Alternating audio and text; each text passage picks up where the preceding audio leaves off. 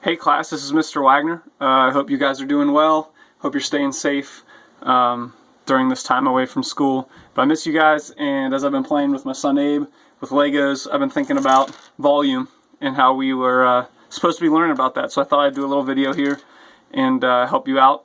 If you've been doing any work on Khan Academy, I hope you guys are taking advantage of this time to learn on your own, things that interest you. But yeah, I guess I should start off with a dad joke. Since you haven't had one in a while. I don't really like mustaches, but there's this one that's been growing on me. Anyway, that's a terrible joke, as always. But here we are, and I want to show you how we are going from... Here's my face, by the way. Hi, I'm alive. Doing well over here. We've been talking about area before this break happened, and now we're going to move into volume.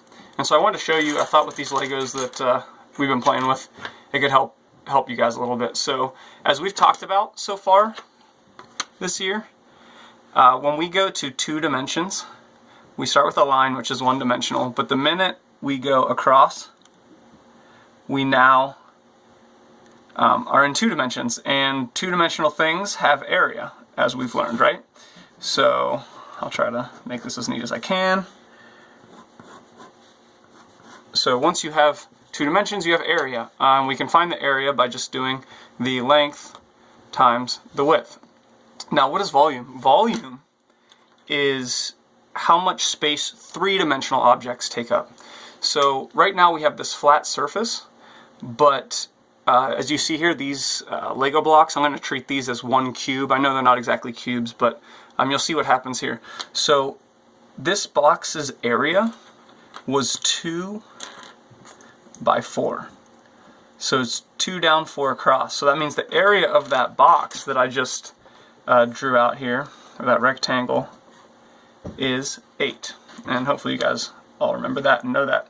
But now that I'm starting to come up in the 3rd dimension, we can say that this volume is 8 cubic units.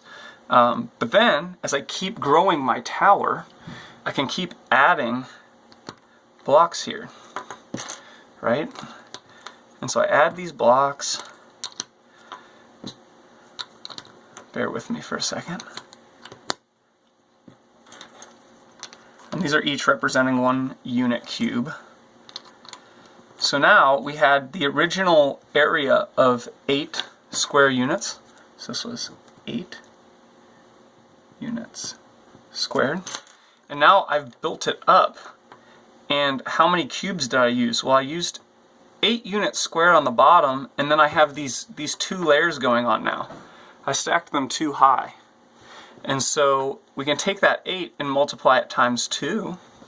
And so our 8 units squared times the height of 2 units gives us 16 units cubed. So when we're dealing with volume, we're talking about cubic units, 3D, you can think of it that way.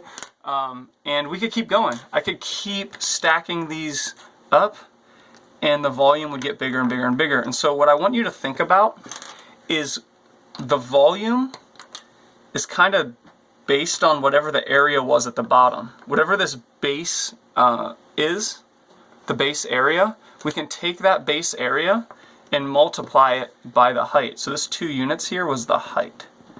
And this will work with all kinds of shapes, all kinds of prisms. So you can do this with rectangular prisms, and they start with a rectangle at the bottom. If I had a triangle, and I started stacking triangles on top of each other, I would have the area of that base, whatever this base area is, times the height of the prism. You can do it with circles too if you have a cylinder. If you have